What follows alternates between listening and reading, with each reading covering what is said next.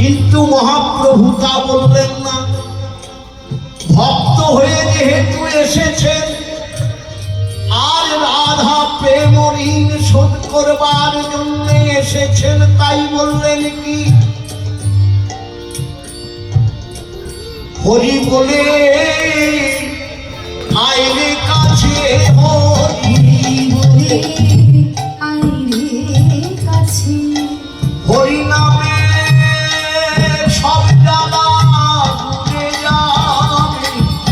হরি বলে আইরে কাছে, হরি নামে জ্বালা দূরে যাবে। হরি হরি বলে আইরে কাছে। তাহলে বলছে হরি বলে শুধু আমার কাছে আয়। ওই দাসের দাস নয়, আমি তোদের দাস।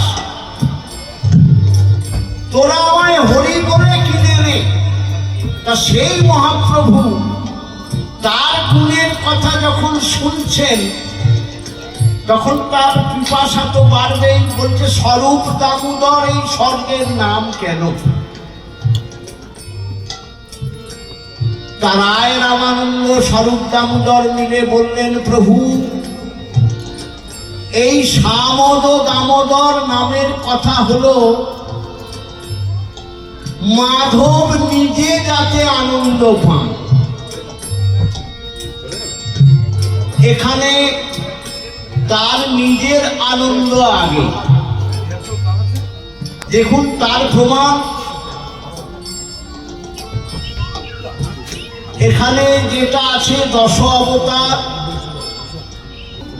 না গোপী না গোপ না ভক্ত। পরক্ষণে বলছে মঙ্গলাচরণ, সেখানে সব কথাগুলি আছে, কিন্তু মাধব নিজে আশ্রয় চেয়েছেন পদ্মাবতীর কাছে। কোন পদ্মাবতী? না বৈকুণ্ঠ বিহারিণী লক্ষ্মীর কাছে। এই হলো শ্যামদ দামোদরের দুটি পদ।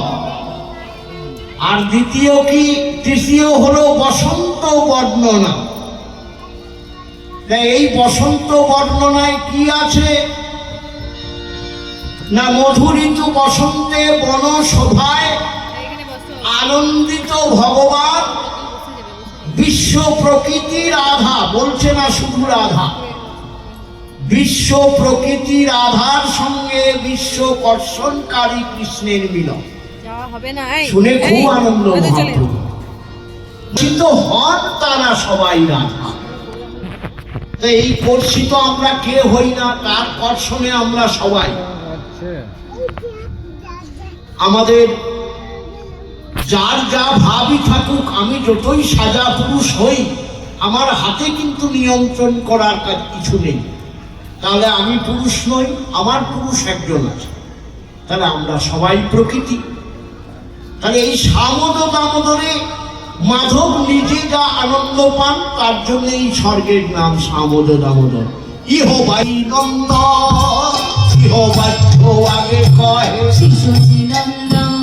আজ পুলকে পুলকিত তার তনু মন। পুলকে পুলকিত আনন্দ ধরে না। আজ কোনো গীতি শুনবে বলে আনন্দ ধরে না। পুলকে শুনবে বলে আনন্দ ধরে না। আজ দুনয়নে ধারা বয় আনন্দ ধরে না। দুনয়নে ধারা ধারায় ভেসে যায়, প্রেম ধারায় ভেসে যায়। প্রেম ধারায় ভেসে যায়। আনন্দ বিগলিত হয়ে প্রেম ধারায় ভেসে যায়। প্রেম ধারায় ভেসে যায়। আনন্দের সীমা নাই, আনন্দের সীমা নাই। আমার সচিন আনন্দের সীমা নাই। সচিনন্দন গৌরী হরি আনন্দের সীমা নাই। গম্ভীরা মন্দিরে বসি আনন্দের সীমা নাই। শ্যামদ দামোদরে মাধব যা আনন্দ পান। তাহলে আমরা কি বললাম? যে শ্যামদ দামোদরে যা আছে তা হলো দশ অবতার, তারপর হলো বসন্ত বর্ণনা, তারপরে যেটি আছে সেটা হচ্ছে বসন্ত রাস পঞ্চম অধ্যায়। এই হলো শ্যামদ দামোদরের পথ। এখানে গোপী আছে, গোপী শব্দে ওই যে বিশ্বকর্ষণকারী কৃষ্ণের সঙ্গে বিশ্ব প্রকৃতির আধার মিলন।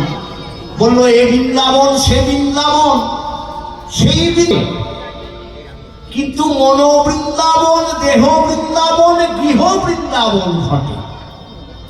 কেমন বৃন্দাবন না, ওই যে উত্তরপ্রদেশে যে বৃন্দাবন আছে সাজা বৃন্দাবন, সেটা তো বটেই। আগে নিজের দেহকে, আগে নিজের মনকে, আগে নিজের গৃহকে বৃন্দাবন করে তবে এই কৃষ্ণের সঙ্গে এই রাধার মিলন হয়। তা সেটা সাজিয়ে রাখতে হবে। এবার মহাপ্রভু বলছে ইহবাচ্ছই আগে কহ সেই মধুর কথা, আমার পিপাসা বাড়িয়া যায় ধৈর্য মানে না তা, আমি ধৈর্য ধরতে নারি গো, ও গো কহ কহ আরো কহ ধৈর্য ধরতে নারি গো।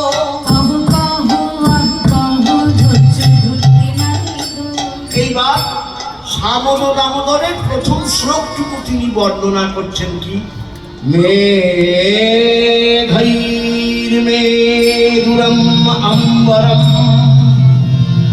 বরভূবঃ শ্যামস্তমারদ্রুময়ি নক্তং ভিরূরয়ো তমেবং তদীবং রাধে ইহ প্রাপয়ো ইচ্ছন্দো নিদেশকশ্চরিতয়ো প্রত্যুদ্ভকুঞ্জদ্রুময়ি রাধা মাধব জয়ন্তী যমুনা কুলে রহকে লয় বাগদেবতা চরিত চিত্রিত চিত্ত সদমা পদ্মাবতী চরণ চারণ চক্রবর্তী শ্রী বাসুদেব রতি কেলি কথা কেতন करति कवि जय देव प्रबंधन यदि हरि शरणे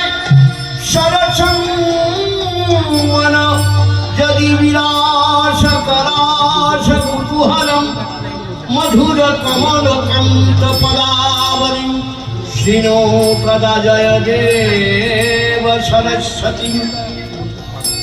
মহাপ্রভু বললেন সবই তো বুঝলাম, কিন্তু আমায় বুঝাইয়ে বলো, এবার কার কথা কেবা বলে বুঝাইয়ে বলো,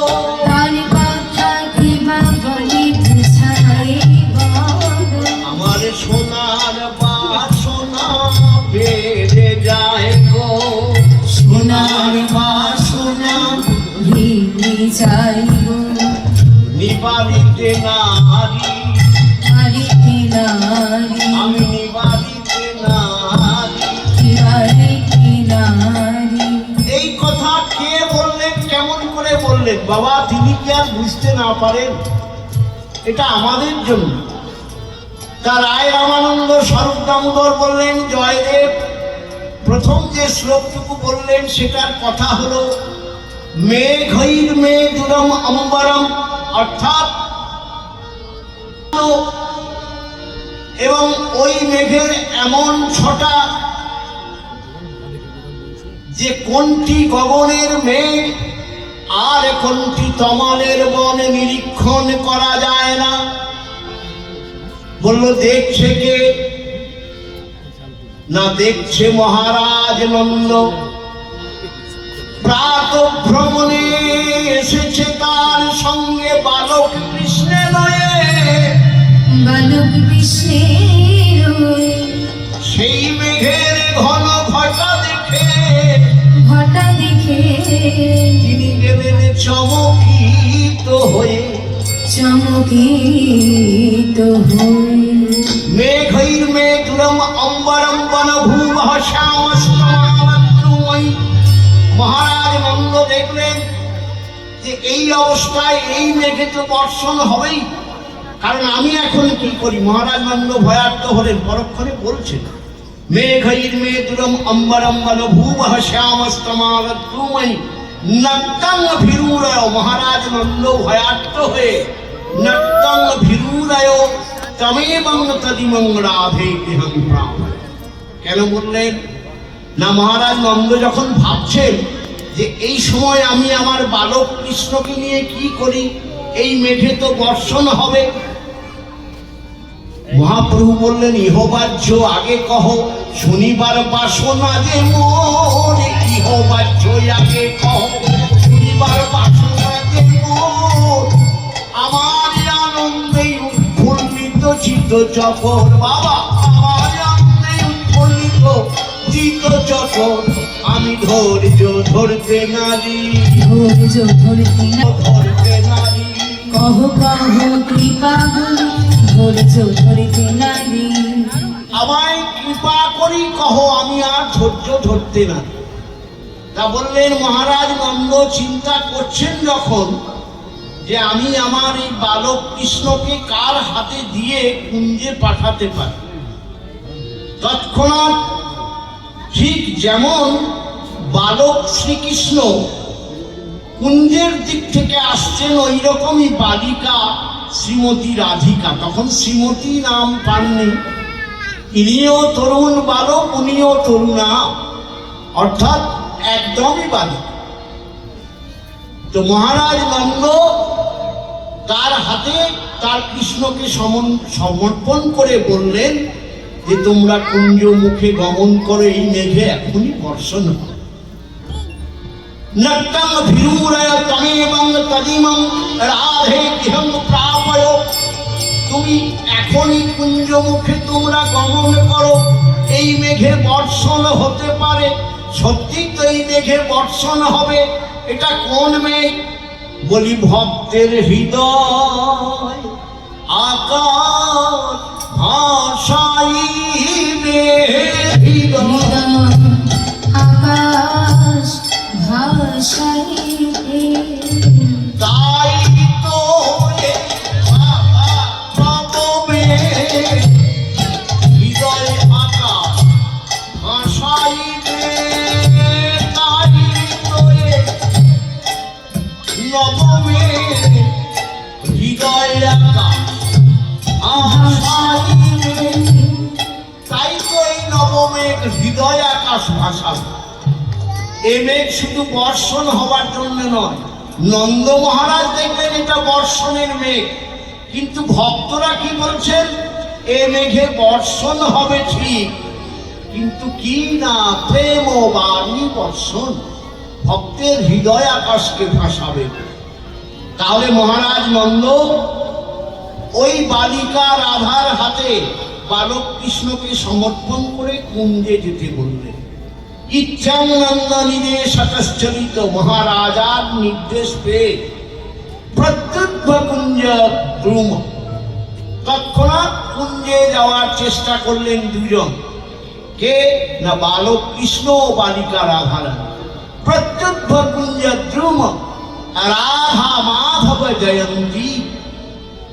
যখন মহারাজ নন্দের চোখের আড়াল হয়ে গেলেন, তখন কৃষ্ণ হলেন পূর্ণ কর্ষণকারী শক্তিমান কৃষ্ণ, আর রাধা হলেন পূর্ণ শক্তি আহ্লাদিনী শক্তি রাধা।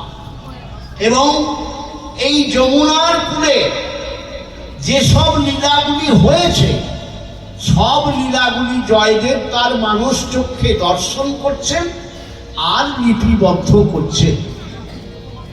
মহাপ্রভু বললেন, বাবা ইহবাহ্য আগে কহ, মোর শনিবার বাড়িছে বাসনা। বিলম্ব সহে না, আমার আর বিলম্ব সহে না। বিলম্ব সহে না, শনিবার বাসনা বিলম্ব সহে না। শুনিয়ার বাসনা বিলম্ব সহে না। শনিবার বাসনা বিলম্ব সহে না। তা বললেন, প্রভু এই রাধা মাধব একসঙ্গে হয়ে নিজে হলেন পূর্ণ কর্ষণকারী কৃষ্ণ, আর উনি হলেন আহ্লাদিনী শক্তি রাধা। তাদের সমস্ত লীলাবিলাস হলো এটা দর্শন করছেন কবি জয়দেব।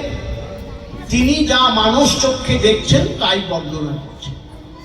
পরক্ষণে কি বললেন? ওই যে প্রত্যুব্ধ কুঞ্জ দ্রুম রাধা মাধব জয়ন্তী যমুনা কুলের হকেলয়, পরক্ষণে বললেন বাঘ দেবতা চরিত চিত্রিত চিত্ত সদমা পদ্মাবতী চরণ চারণ চক্রবর্তী শ্রী বাসুদেব রতি কেলি কথা সমেত মেতং করতি কবি জয়দেব প্রবন্ধম। বাঘ দেবীকে রাশি ইষ্ট, তিনি হলেন বাঘ দেবতা।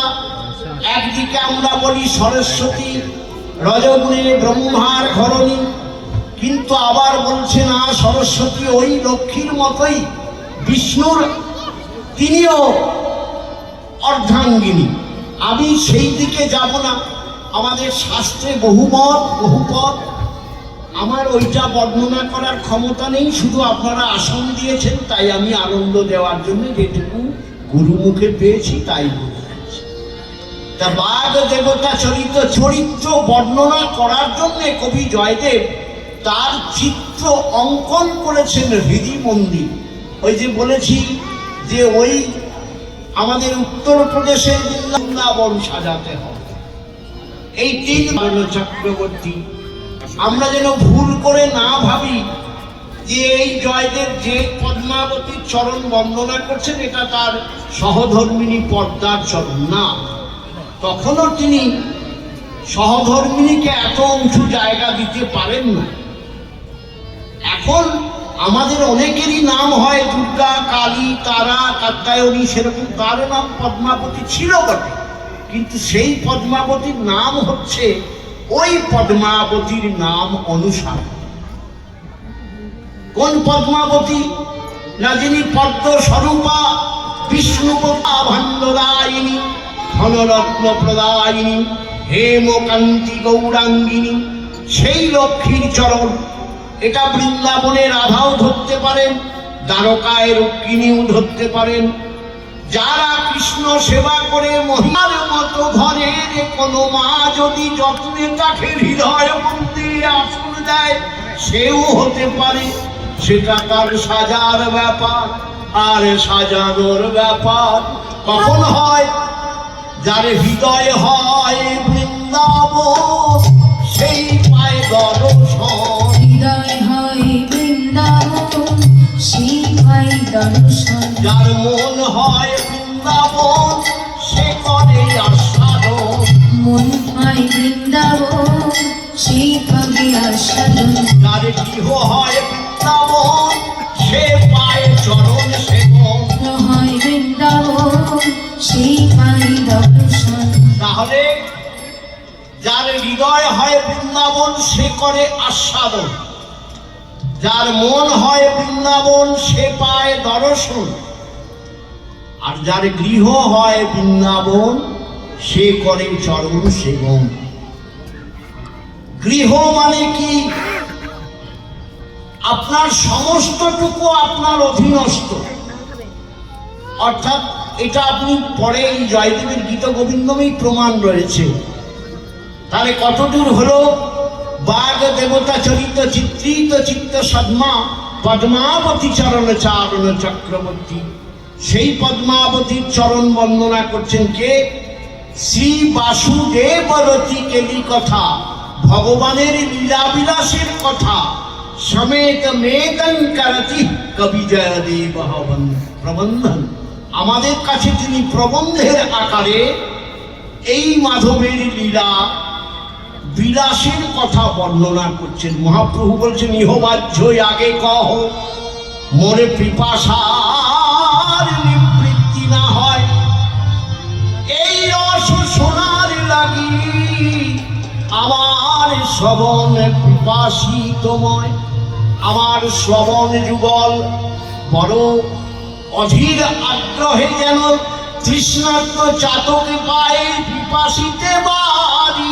পিপাসিতে বাড়ি আমার বাসনা করি। তাহলে বললেন শ্রী বাসুদেব লীলা কথা, ভক্তের লীলা কথা, ভগবানের লীলা কথা ভক্ত বর্ণনা করছে। শ্রী বাসুদেব রতি কেলি কথা সমেত মেতং করতি কবি জয়দেব প্রবন্ধ, আমাদের কাছে তিনি প্রকাশ করছেন।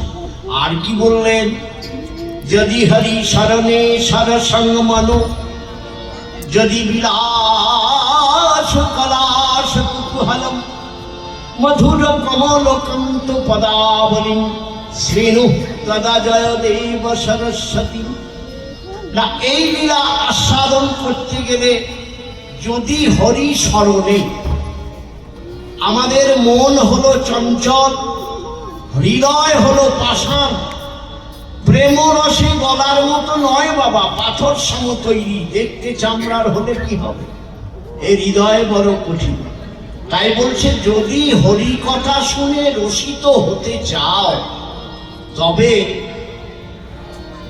এই গুণগীতি আস্বাদন করো। যদি হরি শরণে সরসঙ্গ মনো, মনকে সরস করতে চাও, যদি হরি শরণে সরসঙ্গ মনো,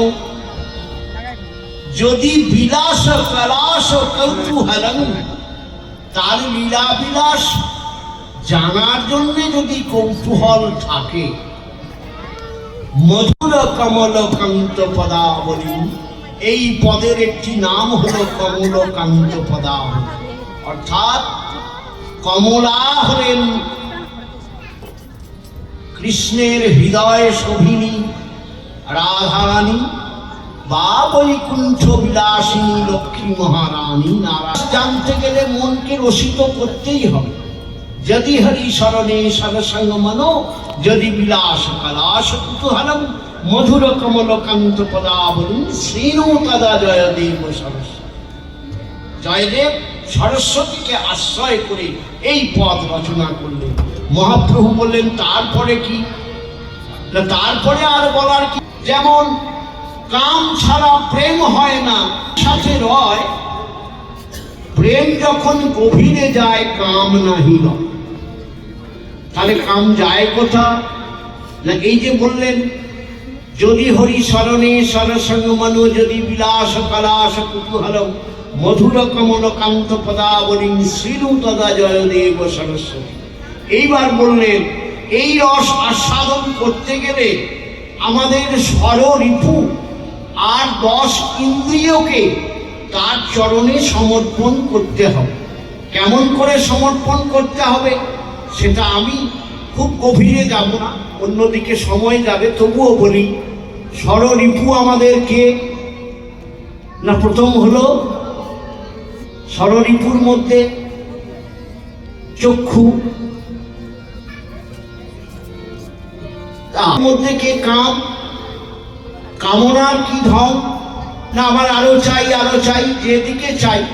আপনারা কিছু মনে করবেন না, আবেগে যদি আমি অন্য জায়গায় চলে যাই, নিজ গুণে ক্ষমা দৃষ্টিতে দর্শন দেবেন। আপনারা তো ক্ষমা সুন্দর। তো কামকে বলছেন তুমি থাকো ভাই আমার সঙ্গে, থাকতে নিষেধ না, কিন্তু কি করবে? নিষ্কামে কাম। নিষ্কামে কাম মানে সে আবার কেমন? মহাপ্রভুও বলছেন সে আবার কেমন? বলে এই কামনা এমন হোক, আমি তোমায় চাই গো দিবানিশি, আমি তোমায় চাই গো দিবানিশি, বাসি করম হৃদয় আসি, তোমায় চাই গো দিবানিশি, বাস করো হৃদয় আসি, তোমায় চাই দিবানিশি। বাহ বাহ বাহ! এইটা হলো মাধবের কৃপা। কেমন কৃপা? না, জয়দেব যেমন নিজের কৃপায় লিখলেন, কে কৃপা করলেন? না, সরস্বতী। আমাকে যেমন গুরুরা দান করলেন, আপনারা এনে আসন দিবেন, আবার এই ভক্ত ভ্রমণ স্বরূপ এদিকে এনে জোগাড় করবেন। তাছাড়া তো সম্ভব নয়। এই যে শিখর, এই যে মন্দিরা, এই যে মায়ের কণ্ঠধ্বনি, এগুলো সব আমি মনে করি আমরা কেউ নই, সব মাধবের ইচ্ছা। তাদের কেউ বলেছে তোরা ওই দিনে থাকবি। আর আমাকেও বলেছে তোর চিন্তা নাই ভাবনা নাই, চিন্তা নাই ভাবনা নাই, ওই আনন্দে গাইবি হয় চিন্তা নাই ভাবনা নাই, আনন্দে গাইবি গান চিন্তা নাই ভাবনা নাই, ভক্ত ভ্রমণ পাবি হয় আনন্দে গাইবি হয়, ভক্ত ভ্রমণ পাবি হায় আনন্দে গাইবি গান। তারা এসেছে, আবার ভগবান একাধারে ভক্ত কুসুম হয়ে উঠেছে। তাই এবার মহাপ্রভু বললেন, তাহলে কামকে বললেন তুমি যেও না, কামনা নিশ্চয়ই দরকার। প্রভু আমি তোমার দাস যেন হতে পারি, তোমার গুণ আস্বাদন যেন করতে পারি, এইটা তুমি কাজ করো। এরপরে কে? ক্রোধ। ক্রোধের ধর্ম কি? এই আমি এখনই দেখে নেব, কিছু হলে বলছে তোমার আমি সব ষষ্ঠী পুজো করবো, এইটা বলছে না। যেমন দুর্বাসা ছিল, কিছু হলেই সবাইকে ভস্ম করব, বহু কিছু করেছে, কিন্তু তা বলছে না। ক্রোধকে বললেন, ভাই তুমি রাগ না হয়ে অনুরাগ হয়ে বিরাজে করো, অনুরাগ অনুরাগ হয়ে বিরাজ করো, আমায় সাধন পথে যাওয়া সাহায্য করো, অনুরাগ হয়ে বিরাজ করো, সাধন পথে যাওয়া সাধু করো, অনুরাগ হয়ে। বিরাজ করো। তাহলে তুমি থাকো অনুরাগ হয়ে। তাহলে কাম ক্রোধ দুজনকে দুটো জায়গায় স্থাপন করলেন। এইবার বললে তুমিও থাকো ভাই, তোমাদেরকে নিয়ে এসেছি, তোমাদেরকে বর্জন করা যাবে না, থাকবে, কিন্তু চরণ লোভী হও গো, চরণ লোভী হও গো, লোভী হও গো, অন্য কিছু চেয়েও না, চরণ লোভী হও গো। অন্য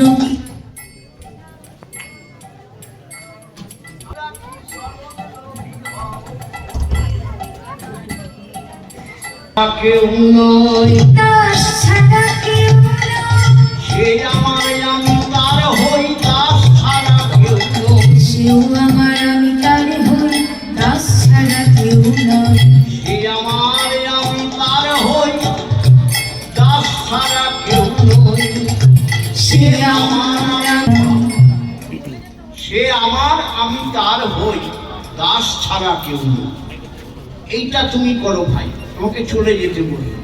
তাহলে কাম ক্রোধ লোভ মদ এরা গেল। এইবার কে? মোহ। মোহের ধর্ম কি না? আমরা এই যে মায়াতে আচ্ছাদিত মোহের বশে এ আমার, এ আমার, ও তোমার, এইভাবে ভুলে রই, সেটাকে বলবো তুমি থাকো, কিন্তু মোহটা কোন জায়গায়? থাকো তার মাঝে ছুঁয়ে, থাকো তার দাস হয়ে, থাকো তার মাঝে ছুঁয়ে, থাকো তার দাস হয়ে। এই মোহটা থাকা ভালো। কেমন?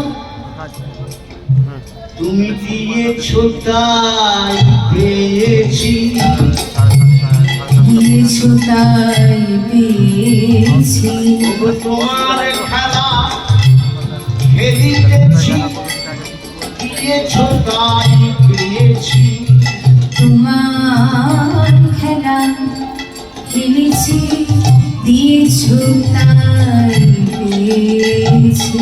তাহলে আমার বলে কি নিলেই চলে যাবে, এইভাবে থাকো। তাহলে কাম ক্রোধ লোভ মদ মোহ। এবার হলো মাৎসর্য। মাৎসর্যের ধর্ম কি না? মাৎসর্য হলো একটা স্পর্শ সুখ, সেটা ওই রকমই হোক, চরণ বন্দন সদা করো মন, বন্দন সদা করো চরণ বন্দন সদা করো মন, চরণ বন্দন সদা করো মন, না যাহো আনই ধাবরে, না জানে आवै भावे, চিত্ত করত সদা সংগত, চিত্ত করত সদা সংগত, চরণ মন নিপটাবে, চরণ মন নিপটাবে। অর্থাৎ তার চরণে মন না। তাহলে এই আমাদের ষড়রিপু গেল, কাম ক্রোধ লোভ মদ মোহ মাংস, কাম ক্রোধ লোভ মদ মোহ মাংস। এইবার 10 ইন্দ্রিয়, তারাও ওইভাবেই, তাদেরকেও ওই রকমই বলেছে। চক্ষুকে বলছে তুমি দর্শন করো তার চরণ, কর্ণকে বলছে তুমি শ্রবণ করো তার গুণগান। মহাপ্রভু বলেন তারপরে নাসিকাকে বলছে তার গন্ধ অনুভব করো। আর চক্ষু কর্ণ নাসিকা তাদের কথা গেল, ঠিক এমনি প্রত্যেকটিকেই বলেছে তোমরা থাকো, কিন্তু নিজে নিজের ধর্মে যে জন্য এসেছি সেটা করো, আমাকে বিপথে চালিও। এইভাবে তার লীলা আস্বাদন করতে হবে। মহাপ্রভু বলেন তাহলে করতে হবে কি করে? মনকে কদম্ব করো আপন যতনে, মনকে কদম্ব করো আপন যতনে, আর সররি পুরার পালা পেয় স্থাপনে, হরিপুর আর খরা প্রিয় সপনে। সররিপুকে বললেন তুমি তার ডালপালা করো, আর মনকে কদম্ব করো। আর 10 ইন্দ্রিয়কে কি করলেন না, গাছের মূল যে কি বলবো আমরা, আমাদের বাংলা কথাই বলে কি, বডি বললে তো ইংরেজি বলা হবে, গদি বলতে হবে।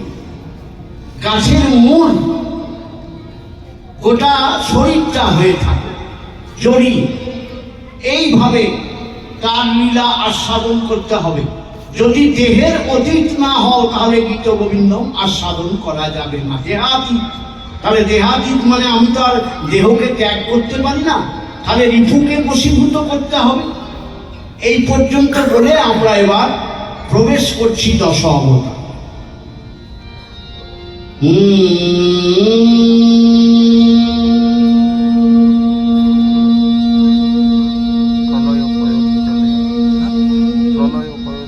একটু জল খাওয়াবেন কেউ? এটি জয়দেবের বর্ণিত আছে দেশ পড়ার। তা দেশ রাগে আমরা করি বটে, কিন্তু আমি মাধব যখন যেমন করায় সেরকম করি। দেখি এখন যদি অন্য কিছু করা যায়, আপনাদের অনুমতি নিয়েই বলছি, আমি আমার মতো গাইব তো, নাকি ওই দেশেই গাইব?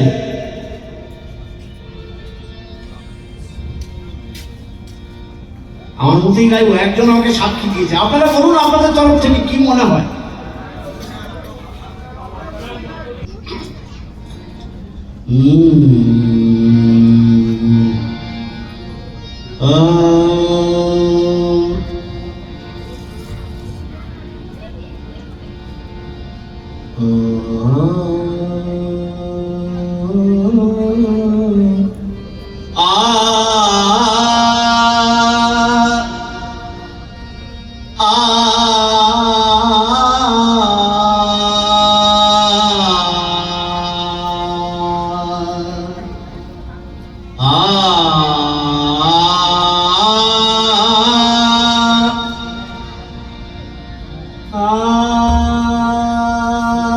দাও মাধব কিছু দাও, অন্য বললাম তুমি বলালে। এখন যদি রঙ্গ বলো তাহলে তোমারও তো নিজের বদনাম হবে আমার থেকেও প্রভু। একটু নিচে।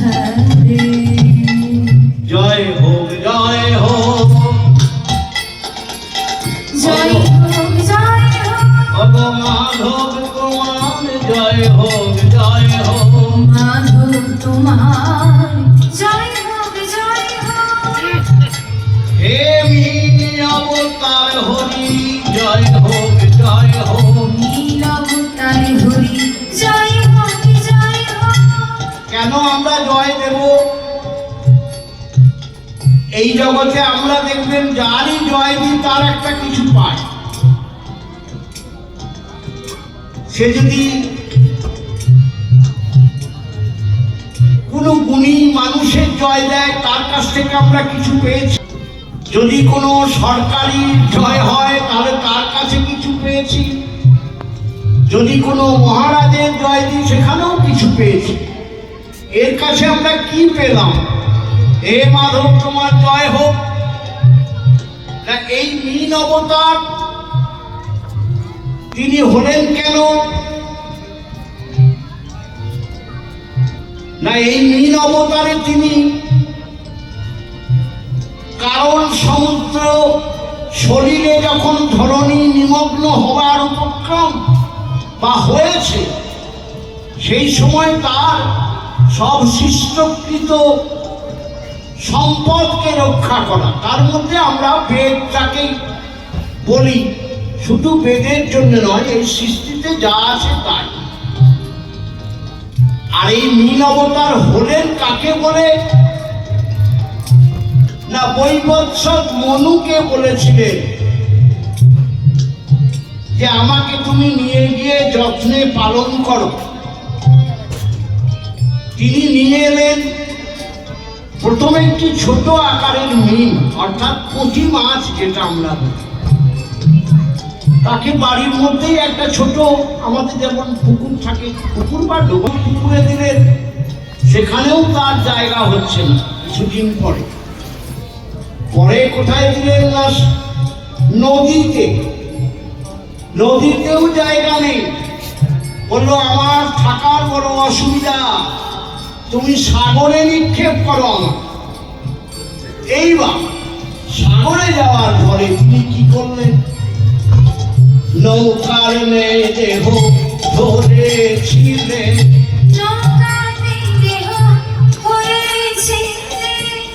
কারণ সমুদ্র শরীরের জলে নৌকার মেয়ে দেহ ধরেছিলেন। শরীরের জলে নৌকার মেয়ে দেহ ধরেছিলেন। কি করলে? তুমি বেদে উদ্ধার করলে হরি,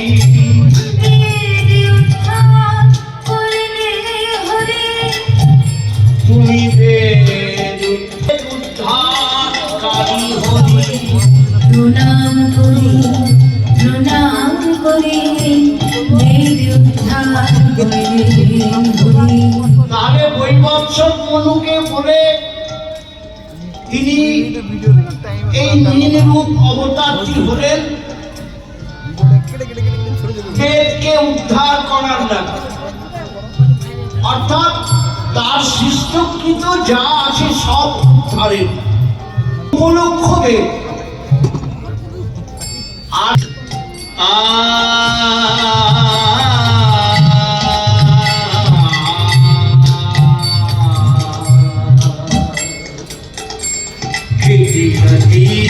विपुलतरे तिष्ठति तावभीष्टे कीर्ति विपुलतरे तिष्ठति विष्टे धरणी धरनकिन चक्रगरीष्टे धरणी धरनकिन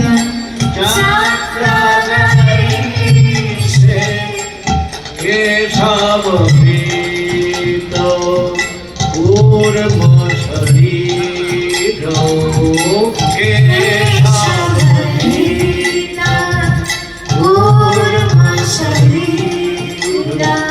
ॐ जय जगदीश हरे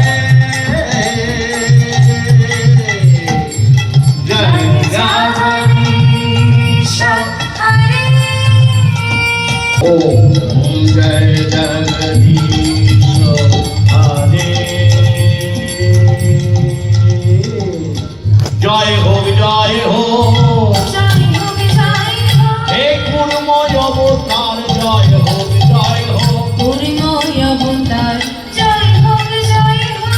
কেন তোমার জয়? তুমি কি করলে আমাদের জন্য? না এই কূর্ম অবতারে তিনি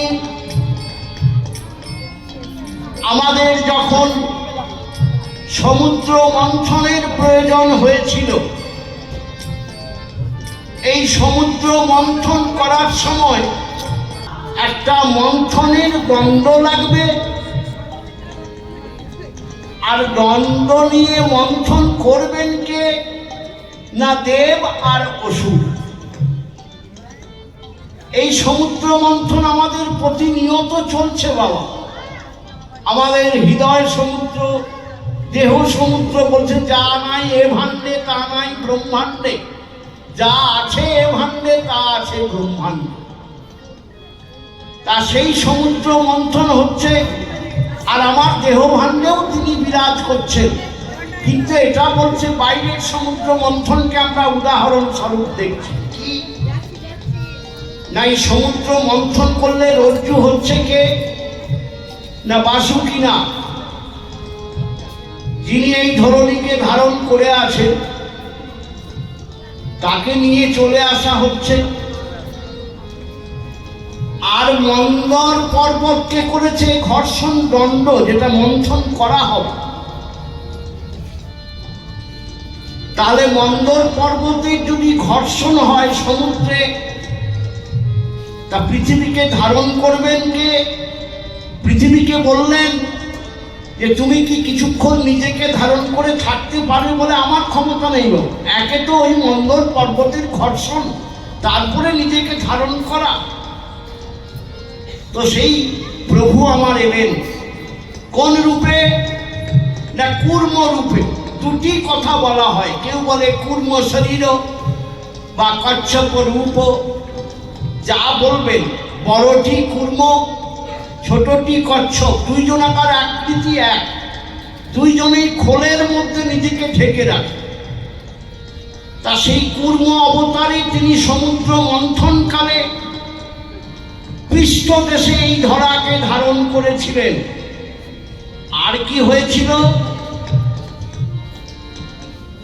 মন্দর পর্বত ঘর্ষণ অঙ্গে মিলে, মন্দর পর্বত ঘর্ষণ অঙ্গে নিরে, সমুদ্র মন্থন কালে মন্দর পর্বত ঘর্ষণ অঙ্গে নিলে সমুদ্র মন্থনকালে মঙ্গল দর্শন অঙ্গিনী।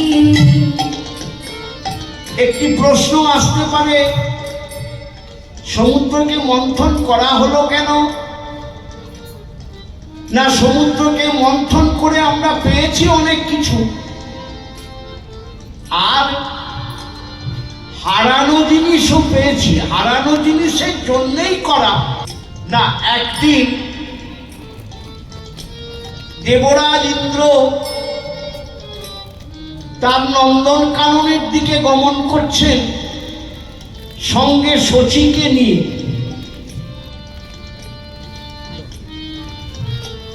মাঝ পথে দুর্বাসার সঙ্গে মিলন। ওই কিছুক্ষণ আগে বলছিলাম যে ক্রোধ যদি দুর্বাসার মতো হয় তাহলে ক্ষতি, আর ক্রোধ যদি গোপীদের অনুরাগে পরিণত হয় তাহলে না।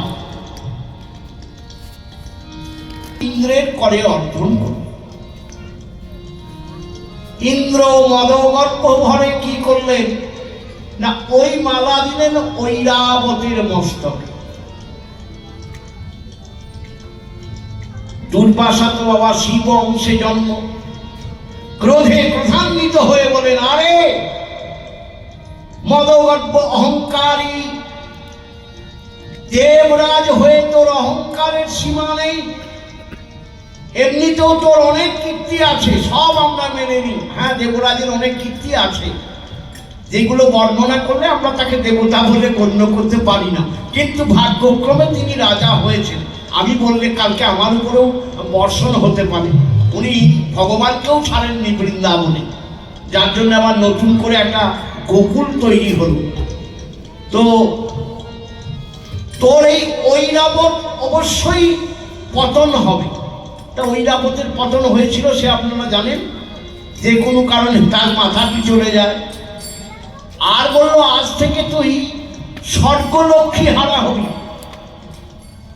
সেই দিন থেকে লক্ষ্মী সমুদ্রে চলে গেছিলেন।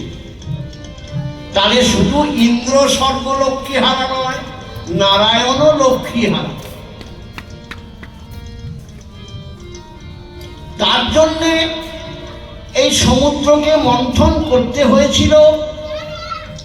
সমুদ্রকে মন্থন করার সময় তার ওই নূতন করে পেলেন দেবরাজ কি না উচ্চস্ব বা অশ্ব, এর জন্ম সমুদ্র মন্থনে। আর ওই ঐরাবতকেও আবার পেলেন, আর রাজ্য লক্ষ্মী ফিরে পেলেন। ভগবানও তার লক্ষ্মীকে পেলেন সমুদ্র মন্থনে। বাকি আমরা অনেক জিনিস পেয়েছি নূতন করে, যেমন দেবতারা পেলেন সুধা। তারপরে আমরা যেগুলি পেয়েছি আমার এই মুহূর্তে সব মনে পড়বে না। আর মহাপ্রভু বলতে চাইলেন তারপর কি হলো না, সমুদ্র মন্থনে সবাই সব পেল, আর একজন কি পেল যাকে ডাকাও হয়নি, ওই যে কিছুক্ষণ আগে বন্দনা হচ্ছিল নীলকণ্ঠ, তাকে বিষ পান করার সময় ডাকা হল। এই দেব আসুর মিলে সমুদ্র মন্থন হচ্ছে, অসুররা তো ঝরে যাচ্ছে, কারণ ওই নাগরাজ বাসুরীকে ধরে রেখেছে রজ্জু হিসেবে। তাই বলছে, এই সব তুমি দমন করলে, সব তুমি রক্ষা করলে, সমুদ্র মন্থন করলে, কূর্ম অবতারে নিজের অঙ্গে মন্দর পর্বতের ঘর্ষণে ক্ষত চিহ্ন হলো। তাই বলছে, প্রণাম করি গো, প্রণাম করি গো, হে কূর্ম অবতার, প্রণাম করি গো, করিব অবতার, প্রণাম করি গো, হে কূর্ম তোমায় প্রণাম। বসতি দশন শেখর ধরণী তব লাগনা, বসতি দশন শেখর ধরণী তব লাগনা, শশিনী কলঙ্ক করে বনি মগ্না, শশিনী কলঙ্ক করে বাণী মগ্না, শশিনী কলঙ্ক কালে বনি মগনা শাসিনী কলঙ্ক করে বারি মগ্না হে সবধিত সুকর রূপ কেশবরিতা সুকর রূপ হে সবধিত সুকর রূপ কেশবরিতা সুকররূপা জয় জগদীশ হরে জয় জগদীশ হরে জয় জগদীশ হরে জয় জগদীশ হরে গণেশ হরে হে মাধব, এ তোমার জয় দিচ্ছি কেন? এটা একটা কঠিন অবতার, যাকে আমরা অন্য চোখে দেখি, বিভৎস রূপ। তাহলে তার জয় কেন? ধরা রে উদ্ধার করিলে হরে উদ্ধারি করিলে এই শুকরে অবতারে তুমি, ধরা রে উদ্ধার করলে সুখদেব ধারে করি ধরালে উদ্ধারে করিলে শুকর অবতারে ধরাকে উদ্ধার করলে কেন? না প্রথমে মিন অবতারে বেদ উদ্ধার করলে তোমার জয়, কূর্ম অবতারে মন্দর পর্বত ঘর্ষণে অঙ্গে দিলে তোমার জয়, আমাদেরকে দিলেও অনেক কিছু তার জন্য জয়। আর শুকর অবতারে কি হয়েছিল? না সেই সময় দৈত্যরাজ হিরণ্যাক্ষ ব্রহ্মার তপস্যায় এত বলিয়ান হলেন যে অহংকারে তার আর কোনো সীমা পরিসীমা থাকল না। কি করলেন? না ধরাকে অপহরণ করে নিয়ে এলেন। কেন? না বলছে আমি ধরণীর সঙ্গে সঙ্গমে লিপ্ত হব। তা সেই সময় প্রভু আমার কি করেছিলেন?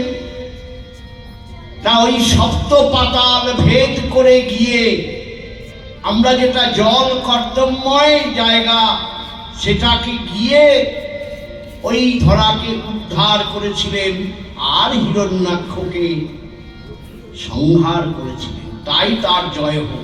তা কি বলছে? না ধরাকে যখন উদ্ধার করে নিয়ে এলে তখন তোমার কেমন অবস্থাটি হলো? চন্দ্রের ন্যায় শোভা হয়েছিল হে, চন্দ্রের ন্যায় শোভা হয়েছিল হে চন্দ্রের ন্যায় শোভা হয়েছিল হে, চন্দ্রের ন্যায় শোভা হয়েছিল হে তোমার তন্ত্রে অগ্রভাগে চন্দ্রের ন্যায় শোভা হয়েছিল হে, তোমার তোমার অগ্রভাগে চন্দ্রের ন্যায় শোভা হয়েছিল হে ধরণীকে যখন উদ্ধার করে নিয়ে এলে তখন তোমার দন্ত্রের অগ্রভাগে চন্দ্রের ন্যায় শোভা হয়েছিল। আর কি হলো? ধরণী সেদিন লগ্না হলো, ধরণী সেদিন লগ্না হলো তোমার মিলন সুখে ধরণী সেদিন লগ্না হলো, তোমার মিলন সুখে ধরণী লগ্না হলো তোমার মিলনে ধরণী লগ্না হয়েছিল এবং সেই মিলনে দুটি সন্তানও প্রসব করেছিল। কি নাম? মধু আর মূঢ় নরক। মধুমূর নরক, এই দুজনকে আবার প্রভু নিজে হাতে ধ্বংসও করেছিলেন। অর্থাৎ তাদেরও কর্মকাণ্ড এমন, ওই যে বলছে মধুমূর নরক বিনাশন গরুরাসন, অর্থাৎ মধুমূর নরককে বিনাশ করে সেদিন গরুরকে আসন হিসেবে তিনি চিহ্নিত করেছিলেন সেই মাধব। আর কি করলেন এই শুকর অবতারে? হিরণ্যাক্ষে সংহারিলে, হিরণ্যাক্ষে সংহারিলে, তোমার দন্ত অগ্রভাগে হিরণ্যাক্ষে সংহারিলে, তোমার দন্তের অগ্রভাগে হিরণ্যাক্ষে সংহারিলে। হে মাধব, তোমায় প্রণাম করি হে, তোমায় প্রণাম করি, ভোগ শুকরে যাব তার হরি, তোমায় প্রণাম করি হে। শুকরে অবতার হয়ে তোমায় প্রণাম করি হে। তাহলে কি কি গেল? মৎস্য, কূর্ম, শুকর, তিনজন চলে গেল। এবার কি?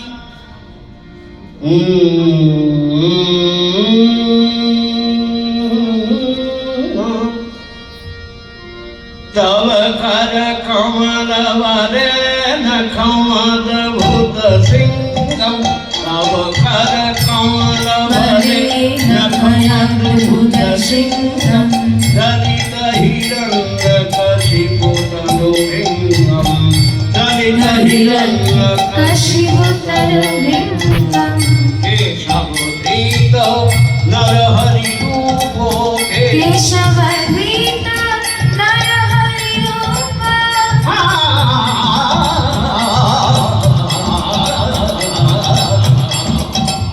কেশবধৃত নরহরি রূপ, কেশবধৃত নরহরি রূপ, জয় জগদীশ হরে, জয় জগদীশ হরে, জয় জগদীশ হরে, জয় জগদীশ হরে।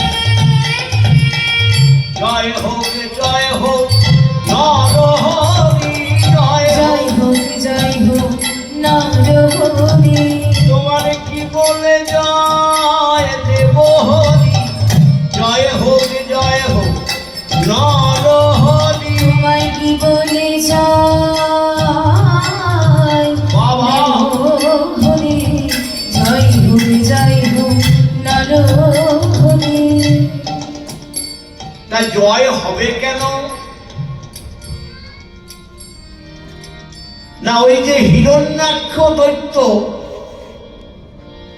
যাকে তিনি শুকর অবতার হয়ে নিধন করলেন এবং ধরণীকে উদ্ধার করলেন। প্রথম কথা, দৈত্যের অহংকার চূর্ণ হলো ধরাকে যখন প্রভু উদ্ধার করলেন। তারপরে তার সঙ্গে একটা যুদ্ধ হলো, তাতে তিনি হিরণ্যাক্ষকে সংহার করলেন। পরে তার ভাই হিরণ্যকশিপু ব্রহ্মার তপস্যায় মগ্ন হলেন।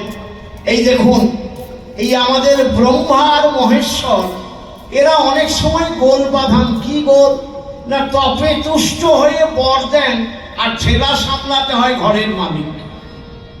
কে যে ঘরের মালিক আমরা তো বুঝতে পারি না। ব্রহ্মা সৃষ্টিকর্তা, আর শিবকে বলেছেন ধ্বংস, মহারুদ্র রূপ, আবার রুদ্রের পরে সৃষ্টি, এবং শিব ও বিষ্ণু একসঙ্গে বিরাজে।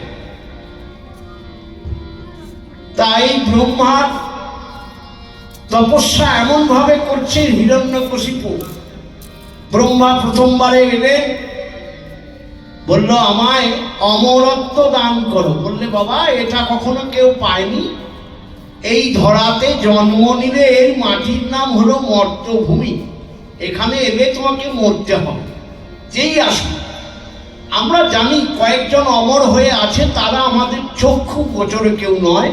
কেউ শিলা মূর্তি হয়ে আছে, কেউ বলছে কোথাও তপস্যা করছে। যাই হোক, সেই বিতর্কে আমি যাব না। আছে কয়েকজন অমর, সেটা তারপরে পরে।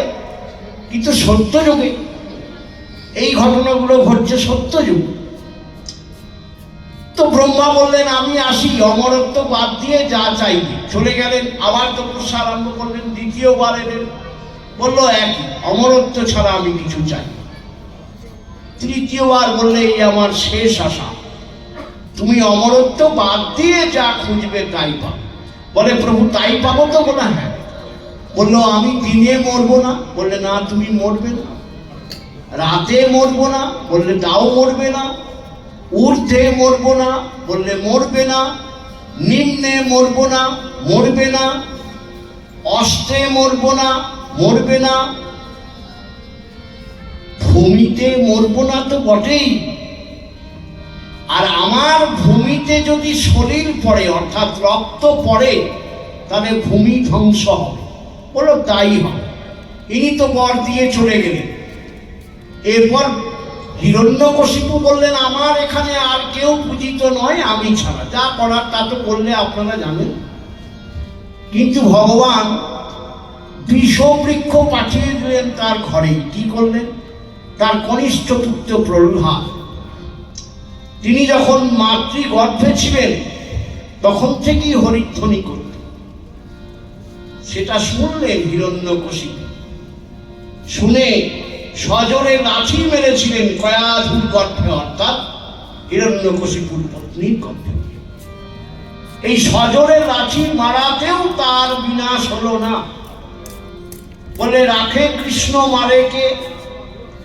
তিনি ভূমিষ্ঠ হলেন। হয়ে কথা যখন ফুটলো তখন থেকেই তার কৃষ্ণ দাস। তিনি কৃষ্ণ ছাড়া জানে না। তার আরো 3টি পুত্রকে পাঠালেন গুরুগৃহে, তাকেও পাঠালেন। যখন আনা হলো দাদিকে গুরু কথা মতো তার ছেলেরা পরীক্ষা দিলেন বাবার কাছে, খুব মনোমুগ্ধকর সন্তান। আর একে যখনই বলে তোমার কে ঈশ্বর? বলে আমার ঈশ্বর সেই জগৎ পালন কর্তা নারায়ণ। বলে ওই নাম তুমি নেবে না? বলে কেন নেব না? সেই ছাড়া তো আমার কেউ নাই। নাই? বলে এখনো তোমার সময় আছে। বলে না, আমার জীবন গেলেও আমি তাকে ছাড়া থাকতেও পারি না আর চলতেও পারি না।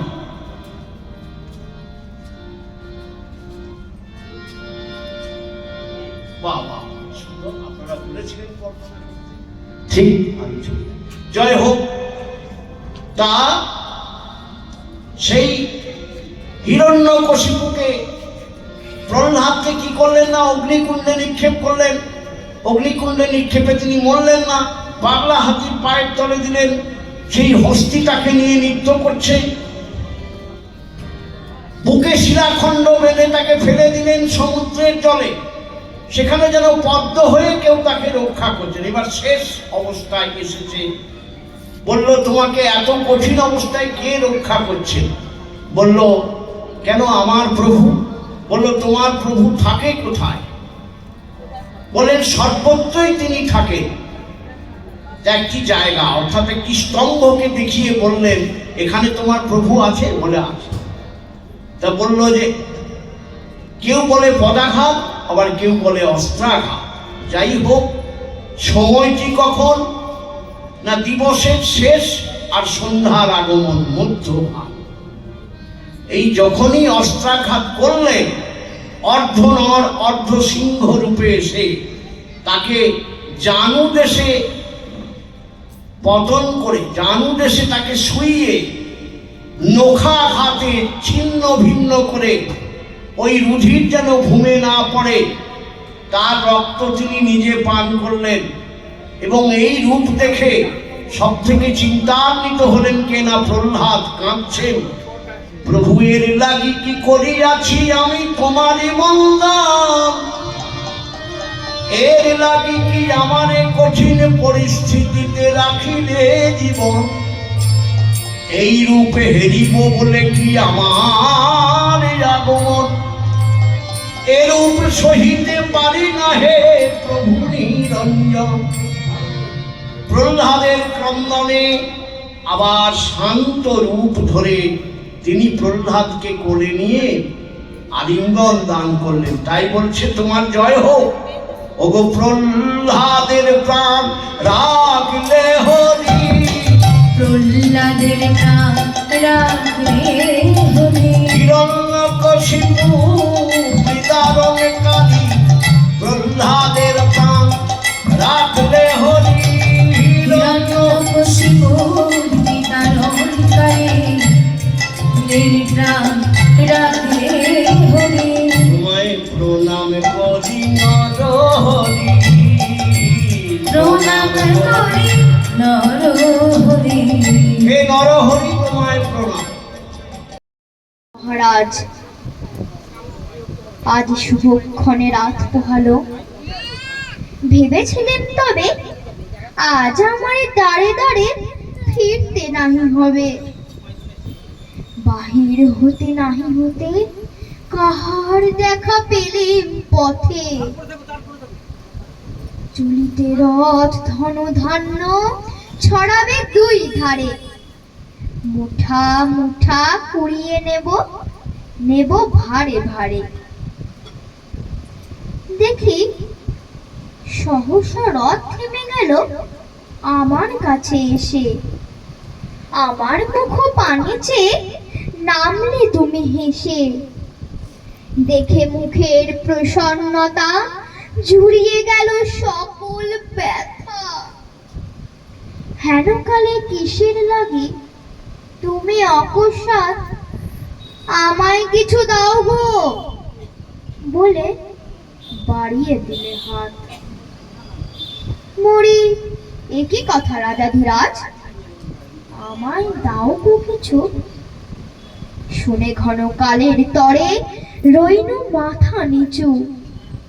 তোমার কি বা অভাব আছে ভিখারি ভিক্ষুকের কাছে?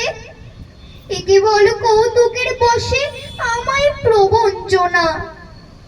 ঝুলি হতে দিলেম তুলে একটি ছোট কণা,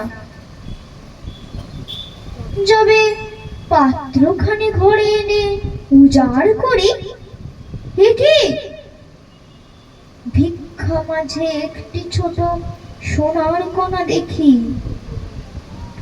দিলেম যারা আজ ভিখারি রে স্বর্ণ হয়ে এলো ফিরে, তখন কাঁদি চোখের জলে দুটি নয়ন ভরে। তোমায় কেন দিইনি আমার সকল শূন্য করে?